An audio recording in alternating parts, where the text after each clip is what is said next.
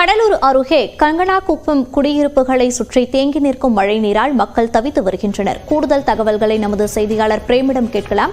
Frame, அங்கு இருக்கும் மழைநீரை அகற்றுவதற்கு நடவடிக்கைகள் எடுக்கப்பட்டதா? விவரங்கள்.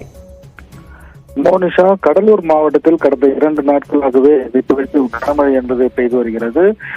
நேற்று நள்ளிரவு பெய்த கனமழையின் காரணமாக கடலூர் மாவட்டத்தின் பல்வேறு பகுதியில் குடியிருப்புகளில் மழைநீர் என்பது தேங்கியிருக்கிறது. நாம் பார்க்கக்கூடிய காட்சி என்பது கடலூர் புதுவை சாலையில் அமைந்துள்ள பெரிய கங்கனாகுப்பம் பகுதி.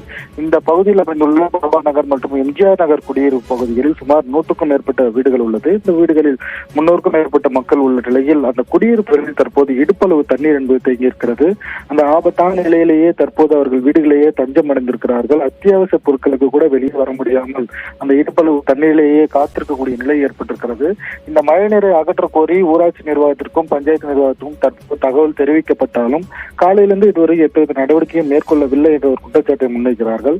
மாவட்ட நிர்வாகம் உடனடியாக அதிகாரிகளை அமைத்து தற்போது தண்ணீரை வடிவதற்கான நடவடிக்கைகளை மேற்கொள்ள வேண்டும் என்பதே அவர்கள் ஒற்றை கோரிக்கையாக இருக்கிறது. ஒவ்வொரு ஆண்டும் இந்த மழை வெள்ளத்தின் போது இந்த பகுதி குடியிருப்புகளில் மக்கள் அந்த மழைநீர் தேங்கியிருப்பதால் அவதியடைகிறார்கள். எனவே நிரந்தர வெள்ளத்தடுப்பு பணிகள் மற்றும் வடிகால் வசதி அமைக்க வேண்டும் என்பதே அவருடைய கோரிக்கையா இருக்கிறது.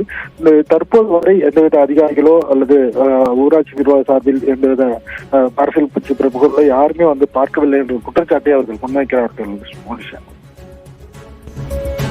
விவரங்களுக்கு நன்றி பிரேம்.